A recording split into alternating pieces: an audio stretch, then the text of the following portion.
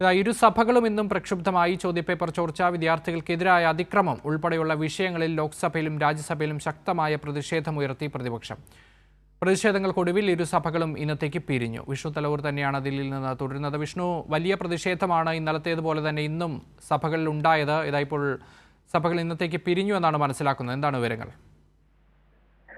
അക്ഷയ്, വലിയ പ്രതിഷേധം തന്നെയാണ് പ്രതിപക്ഷത്തിന്റെ ഭാഗത്തുനിന്ന് രാജ്യസഭയിലും ലോക്സഭയിലും ഉയർന്നു വന്നത്. പ്രത്യേകിച്ച് നീറ്റ് ചോദ്യപേപ്പർ ചോർച്ച, അതോടൊപ്പം തന്നെ കഴിഞ്ഞ ദിവസം വിദ്യാർത്ഥികൾക്കെതിരെ പോലീസ് നടത്തിയ അതിക്രൂരമായിട്ടുള്ള മർദ്ദനം, അതിക്രമം ഉൾപ്പെടെയുള്ള വിഷയങ്ങൾ സഭ നിർത്തിവെച്ച് അടിയന്തരമായി ചർച്ച ചെയ്യണമെന്ന് ആവശ്യപ്പെട്ടുകൊണ്ട് വലിയ പ്രതിഷേധം പ്രതിപക്ഷത്തിന്റെ ഭാഗത്തുനിന്ന് ഇന്ന് ഇരു സഭകളിലും ഉണ്ടായി. എന്തായാലും 11 മണിക്ക് സഭ ചേർന്നപ്പോൾ തന്നെ പ്രതിപക്ഷ പ്രതിഷേധത്തെ തുടർന്ന് ആദ്യം 12 മണി വരെ നിർത്തിവെച്ചു. പിന്നീട് 12 മണിക്ക് സഭാ നടപടി ആരംഭിച്ചെങ്കിലും സമാന പ്രതിഷേധം ഉയർന്നു വന്ന സാഹചര്യത്തിൽ 2 മണി വരെ നിർത്തിവെക്കുകയും പിന്നീട് സഭ ഈ പ്രതിപക്ഷ പ്രതിഷേധത്തെ തുടർന്ന് ഇന്നത്തേക്ക് പിരിയുകയുമാണ് ഉണ്ടായത്. എന്തായാലും അടുത്ത ദിവസവും സഭ ചേരുമ്പോൾ ശക്തമായിട്ടുള്ള പ്രതിഷേധം തന്നെയായിരിക്കും പ്രതിപക്ഷത്തിന്റെ ഭാഗത്തുനിന്നും ഉയർന്നു വരിക. അക്ഷയ്.